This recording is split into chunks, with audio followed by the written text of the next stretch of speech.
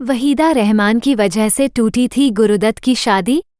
59 साल पहले एक्टर के फ्लैट पर क्या हुआ था?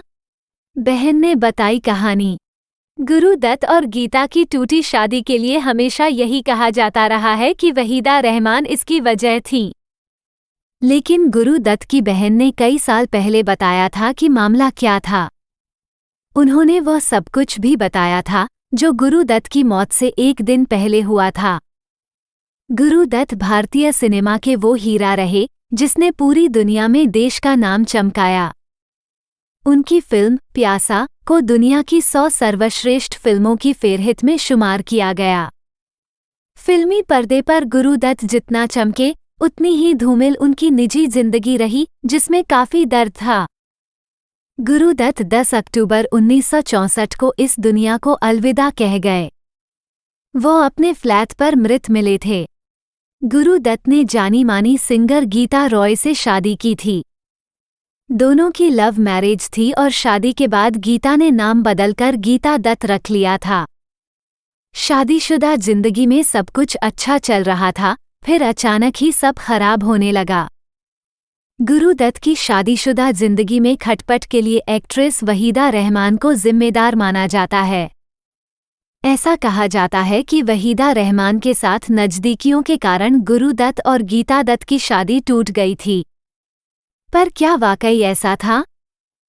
वहीदा रहमान को लेकर यह बोली थी गुरुदत्त की बहन।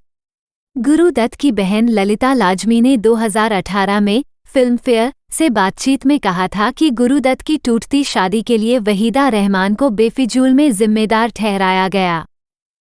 ललिता लाजमी ने कहा था, प्यार को परिभाषित करना बेहद मुश्किल है। गुरुदत्त ने तो वहीदा की वजह से सुसाइड किया था और न ही गीता दत्त की वजह से। प्रोफेशनली गुरुदत्त और वहीदा रहमान तो काफी पहले अलग हो चुके थे। बल्कि साहिब बीवी और गुलाम के आखिरी सीन के लिए गुरुदत्त को वहीदा रहमान से मिन्नत करनी पड़ी थी कि वह आकर उसे पूरा कर दें। वहीदा रहमान की वजह पड़ी थी फूट। गुरुदत्त और वहीदा रहमान ने प्यासा, कागज के फूल, 14वीं का चांद और सीआईडी जैसी कई फिल्में साथ में की थीं। उनकी जोड़ी को खूब पसंद किया जाता था। इसी वजह से गुरुदत्त और वहीदा रहमान के रिश्ते के चर्चे होने लगे थे। गुरुदत्त की पत्नी को भी इस बारे में पता चला। दावा किया जाता है कि वहीदा और गुरुदत्त के इसी रिश्ते की वजह से गीता के साथ उनकी शादी बिगड़ी। पर ललिता लाजमी का कुछ और ही कहना था। 10 अक्टूबर को गुरुदत्त की मौत, 9 तारीख को क्या हुआ? गुरुदत्त 10 अक्टूबर को इस दुनिया से चल बसे। 9 अक्टूबर 1964 की बात है। उस दिन गुरुदत्त के पैडर रोड स्थित फ्लैट पर राइटर अबरार अलवी भी मौजूद थे।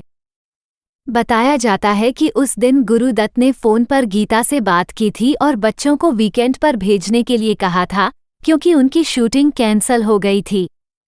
लेकिन गीता दत्त ने इनकार कर दिया। गुरुदत्त और गीता के बीच बच्चे ही थे जो रीढ़ की हड्डी थे, उनकी खुशी का कारण थे। अबरार अलवी ने गुरुदत्त को सलाह दी थी कि वो शराब के साथ नींद की गोलियां न खाया करें। गुरुदत्त ऐसा इसलिए करते थे क्योंकि उन्हें नींद नहीं आती थी। ललिता लाजमी ने बताया था कि उस रात अबरार अलवी डिनर किए बिना ही गुरुदत्त के घर से चले गए।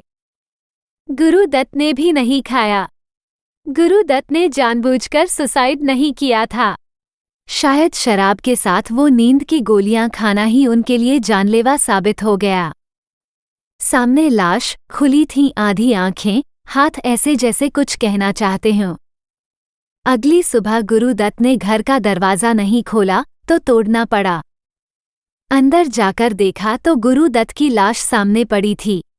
हाथ कुछ जिस स्थिति और दिशा में थे, देखकर लग रहा था कि वो शायद कुछ कहना चाहते थे। ललिता लाजमी के मुताबिक वो उनके और मां के लिए ट्रॉमा था, जिससे वो कभी नहीं उबर पाईं। वहीदा रहमान को जैसे ही गुरुदत्त की मौत की खबर मिली, वो मद्रास में फिल्म के शूट से तुरंत दौड़ी चली आईं। वहीदा रहमान ने मेकअप तक नहीं उतारा था। वो उसी स्थिति में फ्लाइट लेकर गुरुदत्त के यहाँ पहुंची।